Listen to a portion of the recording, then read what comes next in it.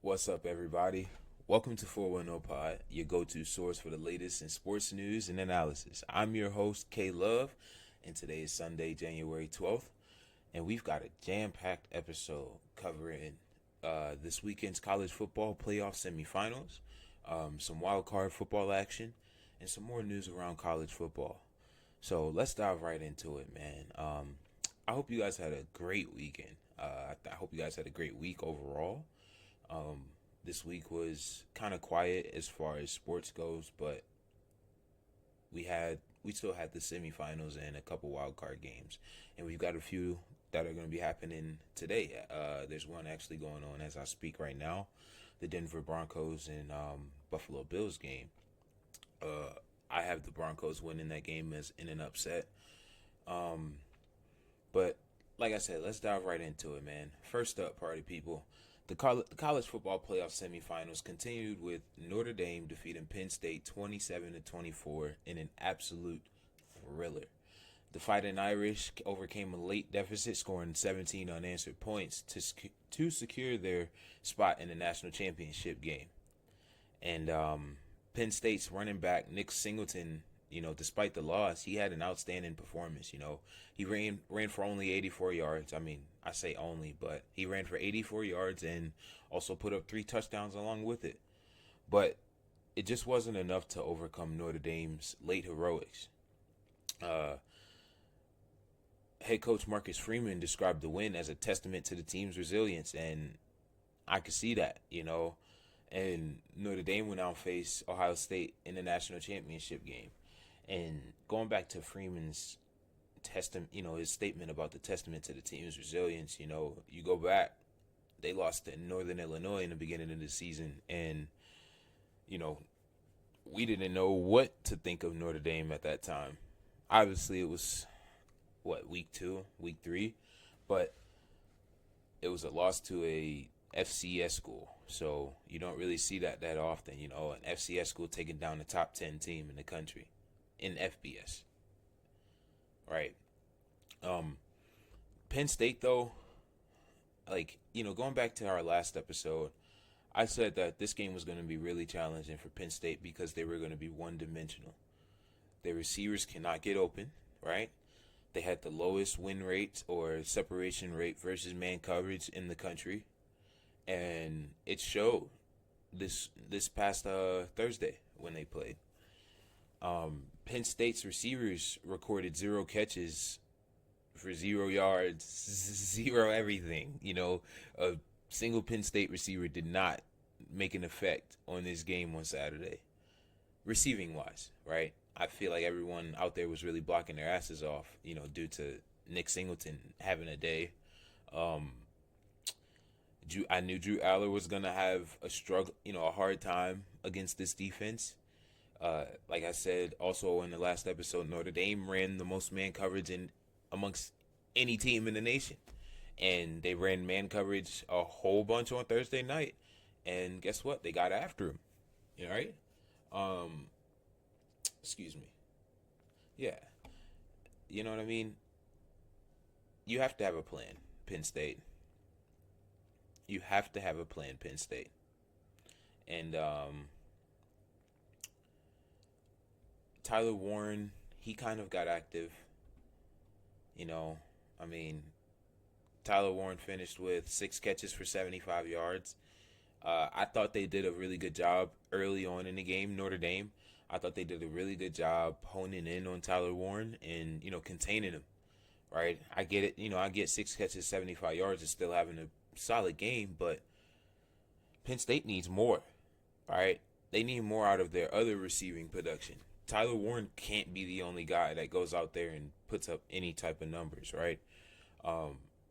The only other receiving Penn State had was from running backs Nick Singleton, Katron Allen, and tight ends Luke Reynolds, right? That's not enough. And I said on Thursday, or I said in Thursday's episode, they're going to have to get it going in the pass game, right? We know that they can run the ball. We know it because both of their backs put up 80 yards. Both of them. Katron Allen also had 19 carries for 82 yards, averaging 4 a carry. Tyler Warren had 2 carries for 21 yards, right? We knew they could run the ball. We knew it, right? We predicted it, but they need help at receiver. They need receivers that can create separation for Drew Aller. They were talking about Drew Aller could potentially, leave for the draft. And I'm sitting here like, I don't know, Drew. You might want to sit there and, rewatch that Notre Dame game. Granted, it's not only his fault, right? His receivers can't get open. It's hard to throw somewhere when your receivers can't get open. And it really showed in that late interception that pretty much sealed it for Notre Dame. The interception in the fourth quarter of Penn State's last drive, Drew Aller tried to hit a deep crosser, and that Penn State dude just had zero separation. I mean, zero. The Notre Dame guy was basically running the route for him. Number 29 from Notre Dame. I can't think of his name. What's the kid's name? Christian Gray. He also had another pick earlier in that game that got called back, which I thought was an egregious pass interference call, but whatever. Christian Gray was on that kid like white on rice. Penn State, you got to find receivers that can get open. That's not enough. Moving on to Notre Dame's performance, right? You got Riley Leonard. I love Riley Leonard. Granted, he threw the 2 interceptions. Sucks. But he still willed his team through it. Throwing 15 of 23. Solid game. 223 through the air. 1 touchdown and the 2 interceptions. I thought he would have ran the ball. I had a lot more efficient, had a more efficient performance running the ball, but he really didn't. 18 carries, 35 yards, 1.9 a carry, but he also put up a touchdown on a QB design run. Jeremiah Love, running back, 11 carries for 45 yards and a touchdown, had a solid game. Despite fighting that knee injury, you could see that thick Don Joy knee brace on him. He had a really solid outing, despite being injured. And then you got solid production from other backs, like Aeneas Williams. He had a solid outing receiving out of the backfield. They only gave him 2 carries, but averaged 8.5 yards both of those carries. But Aeneas Williams, can't pronounce his name.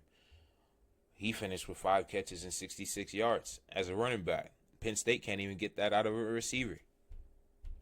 And that's sickening. That is sickening, right? Notre Dame had some other outstanding performances, like Jaden Greathouse wideout. Did not see him performing like this, but he went out there and did his thing. 7 catches, 105, and a deep ball touchdown. Then you got Mitchell Evans, 5 catches, 58 yards, right? You need 2 catches, 25 yards out of Jordan Faison. You need production out of your receivers. You can't be one-dimensional. And you just can't rely on Tyler Warren, number 44, to just do everything, right? I get it. He's your guys' Taysom Hill. But that's not enough. That's just not enough, right? It's just not enough. And, this was a pretty even matchup throughout, though. Penn State had them early, but coming out of halftime, Notre Dame they upped the score, as some would say. They upped the score. They went 17 points unanswered. They went 17 unanswered. Right, and it started with the field goal to end the second quarter. Right, going into halftime, finished with going into the second quarter down 3-10. Coming out of halftime, put on a long drive, almost a 5-minute drive, to tie the game up at 10-10 with Riley Leonard rushing for the 3-yard touchdown. Then coming back, defense held on. Notre Dame's defense held on that whole entire third quarter, not allowing Penn State to score. Then we move to the fourth quarter. Jeremiah Love's touchdown comes in. That's when Notre Dame takes over at 17 with their 17 unanswered. Then Nick Singleton comes back-to-back drives with 2 touchdowns. And Riley Leonard caps it off with a 54-yard deep ball to Jaden Greathouse to tie the game up at 24-24. And then that's when we all witnessed Penn State's wide receivers not being able to create separation, especially when they needed to create separation. In the most crucial time in the game, Drew Adler throws an interception deep across the middle to Christian Gray, number 29 for the Notre Dame Fighting Irish, and Mitch Jeter was set up shop for a 41-yard game-winning field goal and sent Notre Dame to the national championship. Also, congratulations to Marcus Freeman on potentially being the first African American head coach in FBS history to win a national championship in football. That is a huge feat. Notre Dame, they come up big in a close one. And moving on to the next college football semifinal playoff game between Ohio State and Texas at the Cotton Bowl. This was also a surprising game as well, right? I thought, Jeremiah Smith was going to have a day, but he didn't, right? The Ohio State Buckeyes defeated the Texas Longhorns 28-14, earning themselves a spot in the national championship game against Notre Dame. And, the game was really highlighted by a dramatic goal line stand from Ohio State's defense, right? Texas was just 1 yard away from tying the game, but the Buckeyes held firm. And, defensive end, Jack Sawyer, like I talked about in the last episode, Jack Sawyer was going to be a difference maker in this game. He was going to be a big reason to why Ohio State wins this game. Jack Sawyer made a pivotal play at the end of the game, forcing a strip sack fumble, scooping it up off the perfect bounce, by the way. That bounce was absolutely perfect. And returning it for 83 yards for a touchdown, sealing the victory for Ohio State. And despite throwing for 283 yards and 2 touchdowns, Quinn Ewers in the Texas Longhorns just couldn't overcome the Buckeyes' stout defense, man. And the fans down in Arlington have begun calling for sophomore Arch Manning to take the helm next season. Listen, I said it. I called it. Ohio State, 2 touchdowns. By 2 touchdowns. Hey, it's like I know what I'm talking about. And, it was a really good game. Texas surprised me. I will say Texas surprised me with how they held on. I don't think Quinn Ewers played the worst game, but he also played an ugly game. There were times in the beginning, in the first half, where it just looked like Texas ain't really want to be there. Quinn Ewers was just hanging some passes out there, leaving some passes out there. Quinn Ewers finished 23 of 39 with 283 yards through the air, 2 touchdowns and an interception. He didn't really have the greatest outing. He lost the fumble, threw a pick, right? This definitely hurt his draft stock. This hurt his draft stock more than more than you could really imagine. Questions, I had questions about Quinn Ewers' ability to play against a too high defense, and Caleb Downs and Lathan Ransom were out there strapping it up this weekend. And I got to give big credit to those guys. I got to give big credits to what's their DC's name, Jim Knowles or something like that. I got to give credit to him.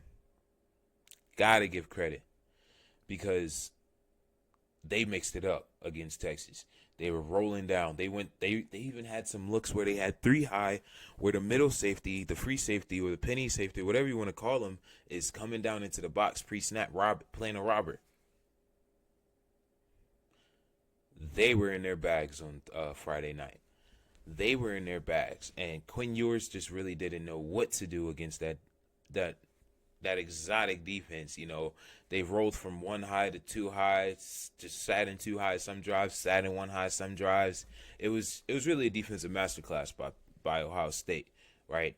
And we all kind of expected to see an explosive performance from Ohio State's offense, but it was explosive nonetheless. Their first drive of the game, they marched down the field. First drive of the game for Quinshon Judkins' touchdown. Quinshon Judkins had an outstanding performance. When talking about Ohio State's offense, I wouldn't say an outstanding performance because they could have given him the ball a lot more, right? I really think they still need to start taking the ball out of Will Howard's hands a little more. But I get it. He's a senior quarterback. He's got all this experience in the Big 12 offense, throwing the ball 30 to 40 times a game. But I still don't think that's a winning recipe for the national title. I think you need to give your backs a little bit more carries, just a little bit more, right? You have really good backs back there. I get it. Your offensive line is struggling, but build your offensive line's confidence up by running the ball, right? Getting their mentality nasty for the game, right? Then when it comes time to pass it out of play action, it just looks like, it looks good. Because Ohio State only gave up 2 sacks, but they had a lot of pressures. Will Howard, who definitely was running, he was definitely running around a lot in that pocket. Had to make some off balance throws, but nonetheless, Ohio State had solid performances across the board. Despite Jeremiah Smith, like I was just talking about, only having 1 catch for 3 yards, right? And for all you football knowers out there, they were double teaming him all game. They clouded him the whole game, right? You can't go outside. You can't take a high route outside. You can't take a low route outside. And if you come inside, there's going to be a backer apex ready to jump it or knock your clock out. Clean your clock, excuse me. Right? It's hard. It really is. And that's just, Texas really giving Jeremiah Smith his respect, basically. And basically saying, we're not going to allow you to beat us. They didn't. And shout out to Ohio State. Everybody else stepped up and said, we're going to beat you. We're all just as good. We are all 5 stars. We're all 4 stars. This is a $25 million roster. We are going to go out there. We are going to show you guys who the hell we really are. And, you had performances from Emeka Egbuka, 5 catches, 51 yards. Carnell Tate, who could have had a touchdown, dropped the easy slant off of RPO. 7 catches, 87 yards. You got Trevion Henderson's 1 catch for 75 that went to the crib. G. Scott stepped up, 5 catches, 30 yards. And, yeah. Everyone stepped up today. It was all around performance for Ohio State. And, that's what they needed to win this game. It couldn't just be a Jeremiah Smith outing just like the first 2 games. Now everybody is in rhythm for this championship game. Everybody has production going into this final game of the playoffs. That is what we want. That is what you want to see as a head coach. Everybody's hot. Everybody's happy. The morale is high. All right. We've gone through the trials and tribulations. We've bounced back from adversity, and we're all performing at a high level. And moving on to their, defensive performance, right? Like I noted earlier, Jack Sawyer had the game-winning strip sack. This defense played lights out. They had 1, 2, 3, 6, 9 tackles for loss. They disrupted the run game at a high and alarming rate. Texas Longhorns running back Quintravion Wisner averaged 2.7 yards a carry, finished with 17 carries and 46 yards. Hey, that ain't that good. That ain't good enough. That ain't good enough. Right? But that's a testament to Ohio State's run D. Waking up, basically saying you guys are gonna have. It's basically saying Quinn Ewers is gonna have to beat us, and they put Quinn Ewers in a bind. And I feel like Ohio State went out there and had a game plan, executed the game plan at an alarming rate, and it's a testament to why they won the way they won. Right? DBs were playing lights out. 1, 2, 3, 4, 5, 6 pass deflections. One defensive touchdown like the Jack Sawyer one, and Caleb Downs had a big interception. Right, and then they also produced 4 sacks, 9 TFLs, 6 pass deflections, an interception, a forced fumble recovery, and a touchdown. The defense was on steroids on Friday night. They came to play.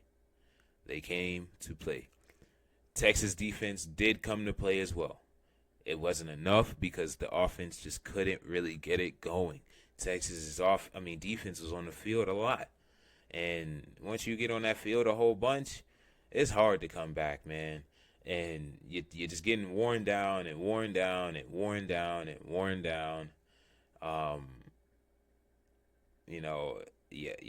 You're dealing with a bunch of adversity, you got to basically try to win the game as a defense. And it's just hard, especially when you're going against that much firepower over there on Ohio State's team, like they have on Ohio State's team. And shout out to Ohio State on defeating the Texas Longhorns in the Cotton Bowl and advancing to the national championship versus Notre Dame. That's going to be a big game. It looks like Ohio State is opening up as a favorite in this game, obviously, for obvious reasons. They've won every game by more than two or more touchdowns, excuse me. So I'm definitely going to be taking Ohio State in this one. Jeremiah Smith is definitely going to have a day. I think in the national championship, it's going to have to come down to who can run the ball and, whose offense is going to be better. And I think Ohio State's offense is going to be really, really good. Those are two stout defenses that's going to be on the field Saturday, and whose offense can actually compete with the other defense the best. But with that being said, like I said, congratulations, Ohio State, on defeating the Texas Longhorns in the Cotton Bowl this year, and congratulations on advancing to a national championship. First national championship appearance since 2015, back when they had Zeke. Yeah. I'm pretty sure they still had Zeke on that team, man. Man, that's a long time, Ohio State. But congratulations to y'all. And now we're moving it on to the NFL side of things. We're only going to talk about the Ravens versus Steelers today. I didn't get a chance to watch that Chargers and Texans game, but I know that game was a snooze fest. The Texans one that came up big, winning that game against the Chargers. Justin Herbert threw the 4 picks, and it was kind of over quick. So I had the game on, turned it off. I had to go take care of some things, but we're gonna move on to this Ravens versus Steelers game that happened last night. The Baltimore Ravens secured a 28-14 victory over the Pittsburgh Steelers in their AFC wildcard matchup in Baltimore. Quarterback Lamar Jackson and running back Derrick Henry were instrumental and dominant in the win, in combining for 267 rush yards. And the Ravens dominated the first half, leading 21-0, 21-0 at halftime. and kind of, basically maintain control throughout the game. And they now advance to the divisional round where they'll face either the Buffalo Bills or the Houston Texans or the Denver Broncos if they win. No, excuse me, not the Denver. They wouldn't face Denver. They'd face Buffalo if they won, or we'd get another opportunity at another home game against the Texans if the Bills were to lose to Denver today.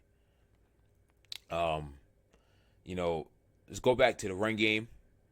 Baltimore's run game was everything I asked for. Everything I asked for, man.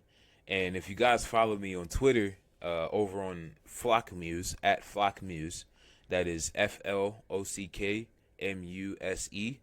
I tweeted at another Ravens fan, comedian, the Kid Goey. I tweeted at him. I said, I demand no less than 25 carries from the Ravens tonight, from Derrick Henry tonight. Guess what Todd Monken gave me? He gave me 26. Yes, sir. Derrick Henry had 26 carries, 186 rushing yards, and 2 touchdowns. And,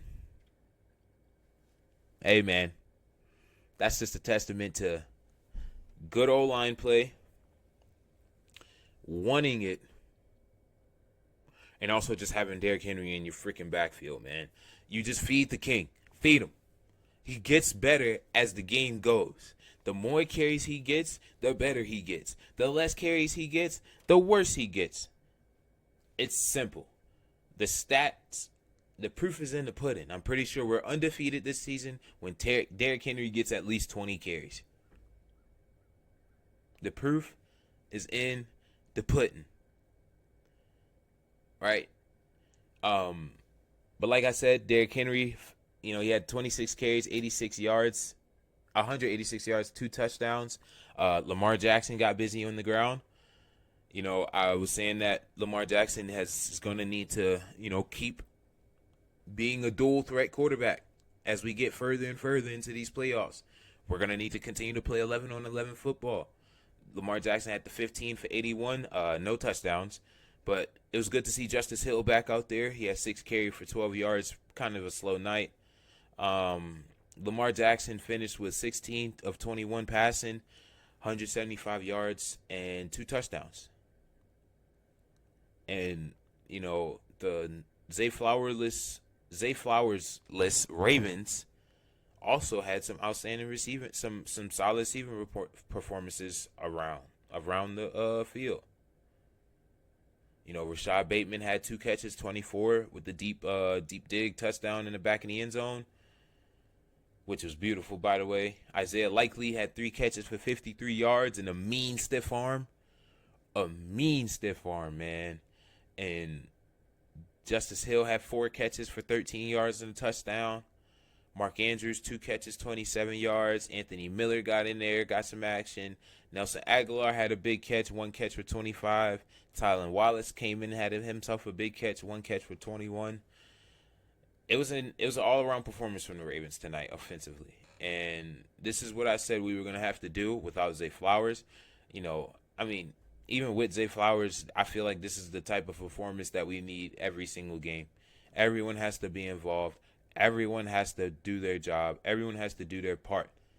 Now, I want to give a shout out to rookie second-round pick out of Washington, Roger Rosengarten.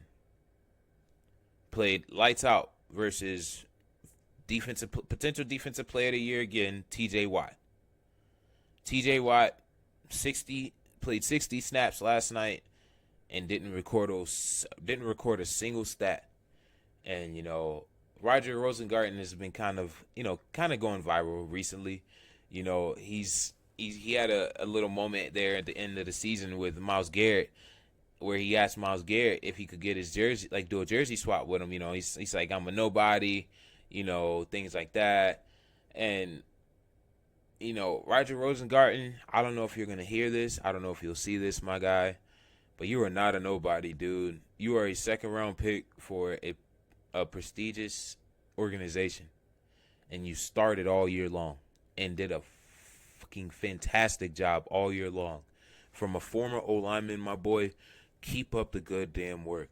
You are getting better. You had your improvements throughout the season, especially in your 3 games versus the Steelers versus TJ Watt. You win against TJ Watt at least 90% of the time this season. At least.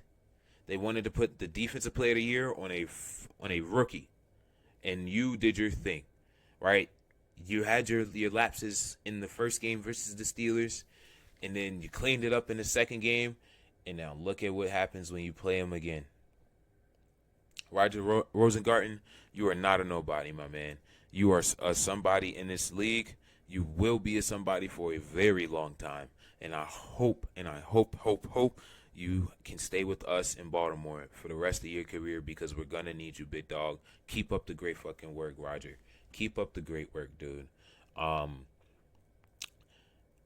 Moving on to the defensive side of things. Defense played a phenomenal game, except scaring the shit out of me in the third quarter, allowing 2 touchdowns in that third quarter. He gave Pittsburgh a little bit of life. But luckily, our offense, they did their thing throughout the game. They controlled the clock for the majority of the game. Excuse me. They had 39 minutes of time of possession. Big testament to our offense and our defense, right? Getting off the field quick, right? They had a bunch of 3-and-outs in that first half, which is great, right? Save your legs, like I was just talking about. Save your legs, man. Save your legs. Do your thing. Do your job on first and second down to set up an easy third down result. The Steelers were behind the sticks most of the game, and in the moments where they weren't behind the sticks, they were making drives, and they scored off those drives.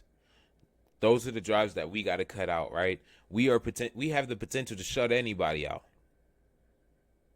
Legit, real talk. We have the potential to shut anybody out. But we still have to clean up our first and second down efficiency, defense. But other than that, defense, great fucking game. Our edge rushers went insane. We held Russell Wilson 20 of 29, 270. He started getting a bunch of that volume late in that game in the 2 touchdowns, right? We got after Russell Wilson and sacked him.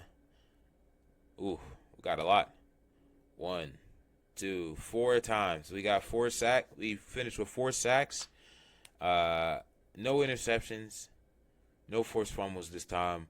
But we still got off the field early in the game. Early and often. That's what we had to do, especially against the Steelers, especially in a high stakes game like this, high tempered game, emotional game. Get off the field, defense. Do your job on first and second down and get the hell off the field. But there is a performance that, I just have to talk about, and that is Brandon Stephens. Guys, I don't know what Brandon Stephens has on this coaching staff. I don't know what type of pull he has. But yesterday he looked like I could have been out there. All right, let me not exaggerate it. I'm just exaggerating, but it was not good. It was sloppy, inconsistent, poor feet work, bad hands, bad eyes. Especially on the touchdown where Kyle Hamilton, it's also Kyle Hamilton's fault where, who scored it? Was it Mike Williams? Yeah, I'm pretty sure it was Mike Williams. Where he had the inside release. He had like a bender. And Kyle Hamilton kind of stepped up, bid on something. I don't know what he bid on, but it was bad eyes. It was bad eyes by Kyle Hamilton. But also, Brandon Stephens has to get hands-on at the line of scrimmage and carry him to his help. You can't just let a free runner run at your help. That's just it's not a recipe for success as a defense, especially as a secondary. We were playing some sort of quarters or something like that. I don't know why we were playing quarters on the 20, but whatever. Whatever. Brandon Stephens has to do better, right? Just has to do better. And, on the one, it was a deep fade ball that I believe it was George Pickens who caught it, and I thought it was a OPI in real time, but going back and looking at it, it was just shitty DB play by Brandon Stevens. Bad feet, right? Hands down, right? The rule is hands down, man's down in basketball. That same rule applies in football. Hands down, man's down. Free man, free release, free man. Free release, free man. Right? And George Pickens made a crazy adjustment on that pass. If you guys remember what I'm talking about, I'm telling you, it was a fade ball. George Pickens was running. He was outside receiver on a fade route, and it looked like an OPI, but it wasn't. And Brandon Stevens, when you go look at the slow mo of it, B. Steve just looks like he just looked lost. On the one time on the one play where he actually gets his head around and sees the ball, his technique all goes out the window. Right? I feel like we need to reevaluate, as a coaching staff in Baltimore, we have to reevaluate Brandon Stevens. We have other guys on the roster, right? You don't have to start them. Right? You can move him around a little bit. Get Trey White a little bit more, a couple more reps, man. I would love to see Tre'Davious White get out there and get some more reps. Please. All right, rotate B. Steve in. Don't have him as the primary guy because they're going to attack him every single time. They're going to attack B. Steve if they see him out there as the field corner. The boundary corner. They're going to attack him. Nate Wiggins, though, on the other side, keep him in, right? I'm happy that we finally got Nate Wiggins more reps at outside corner than just having B. Steve and Marlowe out there. Marlowe is playing as a Hall of Famer right now on the inside. He's having he's first team All Pro this season. Congratulations to him, right? And congratulations to everyone else that made All Pro. Kyle Hamilton, Roquan Smith, Lamar Jackson, Pat Ricard, Kyle Hamilton. I think I already said Kyle Hamilton. Shout out to them guys, right? Hell of a season. But we have to reevaluate Brandon Stevens, get him into more of a rotational role, right? Get him in on third and longs, maybe some third and long downs where it's an obvious passing situation. It's an obvious deep passing situation, a situation where he doesn't really have to, where the technique can be a little flawed. It's just the ball skills just have to be on point, and Brandon Stevens' ball skills is dog right now, and we've seen it week in, week out. They attack 2-1. They attack 2-1 like it ain't no tomorrow. We need to reevaluate that situation. And I kind of want to talk about that George Pickens touchdown where Nate Wiggins made a rookie mistake. Nate Wiggins was playing with his eyes in the backfield. He was relying way too much on his athleticism. He was in a deep third or a half or something. No, he's definitely in a deep third or a quarter, deep quarter. And, he's got inside leverage. Why? Kind of don't know. Because if we're in the quarters, it looked like we were in quarters. If we're in quarters, you got safety help over the top, dude. You got an outside quarter. You got an inside quarter. So you need to be outside shade anyways. And he's playing cocky. We're up big. Rookie mistake. You thought you could show off your athleticism and go make a play on the ball. You thought you were going to undercut it. Rookie mistake. And then on top of that, our Darius Washington, for the love of God, break down your feet. Fucking fire your feet through that grass and that dirt and run through George Pickens and wrap up, man. God, wish they didn't have that touchdown, man. It was a scary touchdown because it looked like they were about to start gaining some more momentum, but luckily our offense was hotter that night and was on a roll. Nobody could stop them really. But that's really all I had to say about that little play, that little situation there. Moving on to who I'd rather face next week. If we're being honest, if I wanted the easy route, obviously I want the Texans at home, but I really want the Bills. I do, man. And it's going to be a marquee matchup. They're definitely going to make it a primetime game. We'll be going to Buffalo, which I'm completely fine with. I just want to shut up every Bills fan in the world.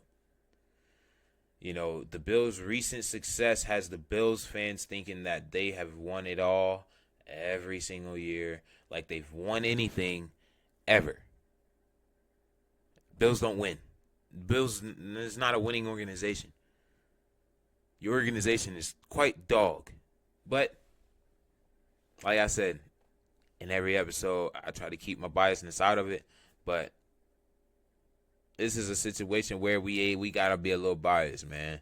I'm tired of hearing the Bills fans. I want the Bills. I want the Bills. I want the Bills. This comment might backfire, but who gives a shit? I still want the Bills.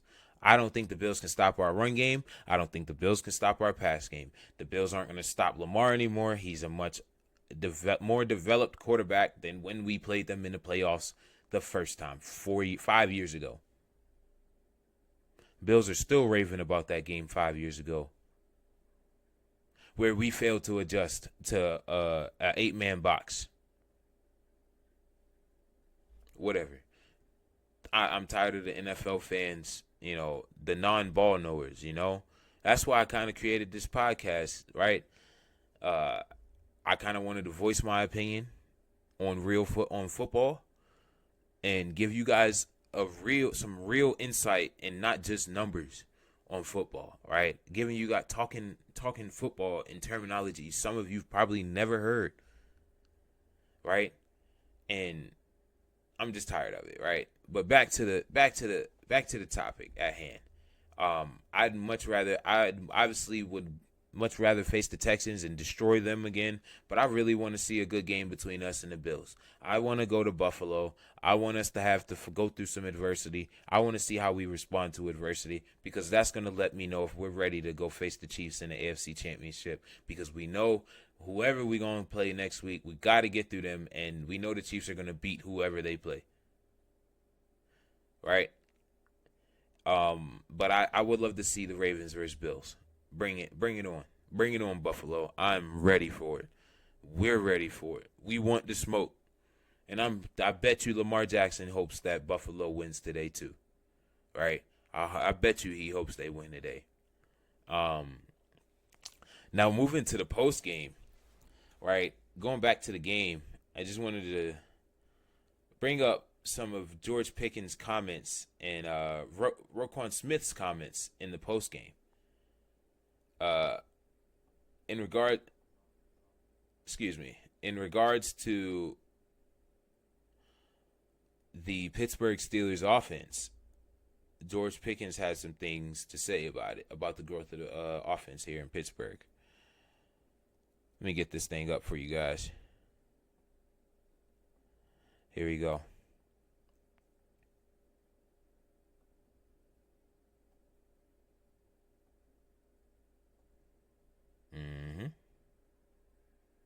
Just getting this thing up for you. One second.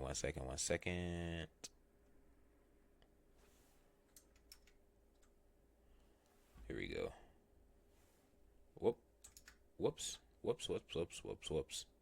second, y'all. Here we go. Turn this down a little bit. There we go.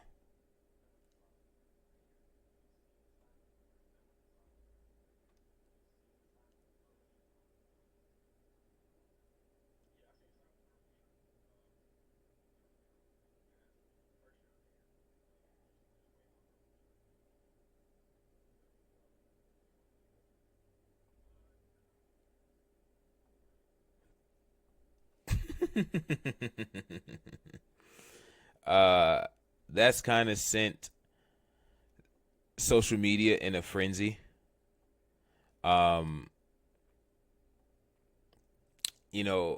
With being that this offense has grown in over the course of his career, and finally getting a quarterback with experience, real experience. It's Super Bowl experience, playoff experience with having the lack of talent, some lack of talent, right? But I don't think he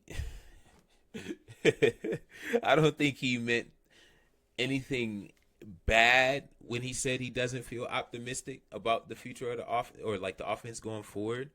Um, I think he was thinking of the question as if the reporter asked him, "Do you see any signs of regression? Like, are you optimistic about any potential regression in the offense going forward?" I think that's what George Pickens kind of took from that question, but I don't think that's what George Pickens' intentions really were. I think he's like saying that he's not optimistic that the offense will have any problems. You know what I'm saying? He's not worried about the offense being bad. He's not worried. He doesn't have any problems with the way the offense is being ran now. It's basically that's basically how he was trying to answer the question, right? Since social media is in a frenzy right now because of that, and then moving on to the Baltimore Ravens inside linebacker Roquan Smith on Patrick Queen with love. Let's get this thing back up. That was hilarious though. He's like, nah, I don't see any. I don't have any. I'm not optimistic at all. All right, here we go.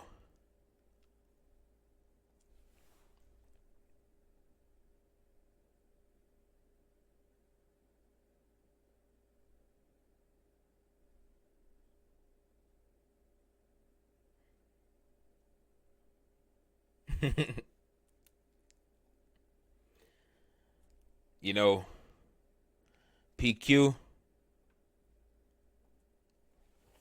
you gotta charge it to the game, PQ. The grass ain't always greener on the other side, big dog. That's really all I gotta say about that one. He talked the talk in the off season, y'all. He talked that talk in the off season, and it backfired. It backfired back to back times. PQ got stiff armed. He got ran through. He was scared as hell to tackle Derrick Henry. On that 44-yard touchdown run that he had, he was scared as hell to tackle Derrick Henry. Derrick Henry put that arm out there. He saw what happened to Minka. He saw what happened to Minka early on in that game. And Patrick Queen said, "Oh, yeah, hell no. I don't want any parts of this. I don't want any parts of this at all. At all." But shout out to Roquan Smith for saying that. It's all love. Patrick Queen, he did a lot for us, but he also didn't do a lot for us, and we appreciate his time. But hey, man, you can't leave when shit gets real, or when we ask you to do better, or we bring in somebody to challenge you. Right? You just can't, and you got to do better. And we let you go for a reason, and it kind of showed tonight. Not tonight, last night. But that's all I really have for that Ravens game, man. Baltimore moves on to the divisional round, y'all. They're waiting on the winner of the Buffalo Bills game, or they'll be waiting on the Texans in Baltimore. Hopefully we get another home game. Obviously, I would love to have some more home field advantage throughout these playoffs, but I'm really looking forward to us playing against the Buffalo Bills next week, which that's who I think will take over this game versus Denver that's currently going on. Now moving on to some more college football news. The latest news is that former Georgia quarterback Carson Beck earlier in December announced that he was going to forego his final year of eligibility and declare for the 2025 NFL Draft. But on Friday, Beck made the decision to announce his transfer decision from Georgia to the University of Miami. Reports indicate that Carson Beck is set to receive an NIL deal worth over $3 million from Miami, from the University of Miami's collective or their donor program, whatever you want to call it. This is big news for everybody. Despite, especially with the news that he said he was going to the league. He said he was going to go to the league. He's going to go get the surgery on his throwing arm. He's going off to the league. It's great. Now, I think this is a great decision because, shit, you just had surgery on your throwing arm, dude. You don't know if you're going to be good enough to make a name for yourself. Your pro day might be trash. Your combine might be trash, right? It's a good idea. And like I said, he's set to make over $3 million, and it's significantly more than previous deals for players like Heisman Trophy finalist Cam Ward. Reports also say that Carson Beck is making this move because Beck's girlfriend, Miami women's basketball point guard and social media influencer Hannah Cavender, if I'm pronouncing that correctly, reportedly goes there as well, and he's following his girl. And they celebrated the move together in a recent video, further highlighting the growing impact of NIL deals in college sports. I think Carson Beck's probably going to be making more next year than what he would have been making in his rookie contract.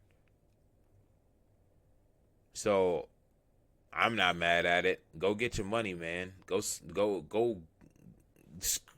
Drench the entire NCAA for their money, right? Go get all the money that you deserve, kid. But, Carson Beck underwent surgery on December 23rd to repair the ulnar collateral ligament in his throwing elbow that he hurt on the final play of the first half in the SEC championship. Carson Beck he's not going to be able to throw until March, sources told ESPN, and he received feedback that he could be selected anywhere between the first and third round, with much of that uncertainty due to the fact that he wouldn't be able to throw for teams in pre-draft workouts. And based on the feedback, that he received, he said, fuck that. I'm gonna hit this. I'm gonna hop in this portal while it's still open and enter as a grad transfer. Carson Beck at Georgia threw for 7,426 yards over his 2 seasons at Georgia starter. Fifth amongst most all FBS passers since 2023, with 57 total touchdowns and 23 turnovers. He led the Georgia Bulldogs to 9 wins over top 25 opponents and back-to-back appearances in the SEC title game. And Beck received second-team All-SEC honors in 2023. And it's been twice been named a finalist for the Manning Award as one of the top 10 quarterbacks in the country. Some analysts like Mel Kiper's, ESPN's Mel Kiper, considered Carson Beck to be the number 5 quarterback in his draft rankings, in his big board draft rankings. And Beck was reviewed as a potential first-round pick entering his senior season and will now look to boost his draft stock just as Ward did with the big season in Coral Gables. Now, my biggest problem with this move is you're spending $4 million on the quarterback, right? Cool, Miami. Cool, Crystal Ball. What are we going to do about this defense that missed over 15 tackles versus Iowa State in that bowl game? What are we going to do about this defense that keeps allowing teams to stay in games, making Cam Ward's job, making Carson Beck's job a lot harder? Cam Ward could not go out there and fuck up this season, which is why I think he's a first-round quarterback. You're dealing with a defense that bad, right? It reminds me of situations like a Kyler and Baker. They were playing with terrible defenses at Oklahoma in their years, but they also could not make a mistake on offense. They had to go down there and match the other team's offense every game. It's basically like the offense is going against the defense and the offense of the other team. What is Mario Cristobal in Miami gonna do to help make sure Carson Beck is not in the same situation as Cam Ward was in last season. Miami, gave up a ton of points last year, and they fell short due to their defense. Obviously, Cam Ward didn't, finish the game or whatever, but the defense kind of just gave it up. So Carson Beck was a huge pickup for them, despite losing the transfer, grad transfer in Cam Ward. Now you bring in another grad transfer in Carson Beck, right? And Miami hadn't picked up a quarterback in the via transfer portal this offseason to replace Ward, and they were only set to return one passer, and that was sophomore Emory Williams, who had playing experience, and he started as two games as a true freshman back in 2023. This move was definitely shocking. We all thought, Carson Beck was going to go, just go to the league and, make a name for himself there. But all in all, I think this is a good move for him. His name went down on the big board after, receiving surgery on that throwing arm. And now he's got to go make another name for himself. Another case for himself. And I think he has a big opportunity to. Miami's bringing in a lot of guys. They're bringing back a lot of guys as far as skill positions go. But like I said, Miami's they're gonna have to figure out a problem. They're gonna have to figure out a solution for that defense. Carson Beck cannot go through the same thing Cam Ward did this season and having to go toe to toe with two sides of the ball. If they want to go further, if they want to have a shot at the college football playoffs next season, they're going to have to invest in defense this offseason. They're going to have to hit the portal hard. They're going to have to hit the recruiting class hard. I know they're set to bring in a lot of good freshman talent, but freshman talent ain't going to help a grad transfer quarterback get to the national championship. I'm sorry. It just won't. You need experience in there, Miami. So whatever you do, make sure you get it done this offseason. Bring in some pieces for that defense. Help Carson Beck have a electric fifth year. Because I think Miami has the talent. I think they have the potential with Carson Beck to make it just as far as Georgia did. Right? I think they can win the ACC with Carson Beck. They're bringing back their running game. Right? Damian Martinez. O-line's coming back. A lot of guys coming back from Miami. So Carson Beck is not just on you. It's on Mario Cristobal to bring in the right pieces on that defense to help win a national title in Miami. Help make it to the playoffs in Miami. That's the reason they didn't make it to the playoffs. Their defense sucked in the regular season. Cost them some games. And then they found themselves sitting on the outside looking in. But congratulations to Carson Beck on his recent transfer move to Miami. And I wish him nothing but the best. I think he's going to have a successful year, a solid year in Miami. And hopefully Miami helps him out by bringing in a defense to help support him. And with that being said, that is all for today's episode of the 410 Pod. Today we covered the college football playoff semifinals. Recap the Baltimore Ravens versus the Steelers wild card matchup, and covered some of this Carson Beck mess, man. And I hope you guys enjoyed. Thank you for joining us over and over again. The support is greatly appreciated. We have been doing a lot better episode by episode, and that is, none of this is possible without any of y'all. So big things are coming. Looking to get some guests on the podcast. Looking to do some more interviews. There's going to be more content coming. I'm going to start doing some reaction videos to highlights of games that I missed on TV, just so you can guys get another insight on that.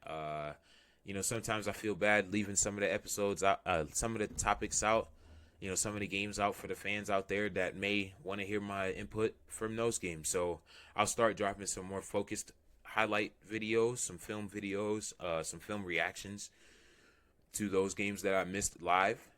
And like I said, thank you for joining us again. This has been another great episode of the 410 Pod. Don't forget to subscribe, like it, hey, hey.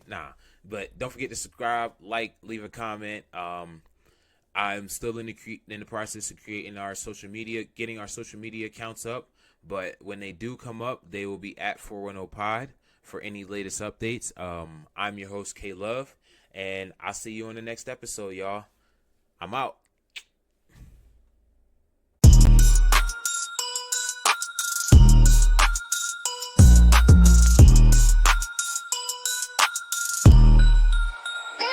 Beats.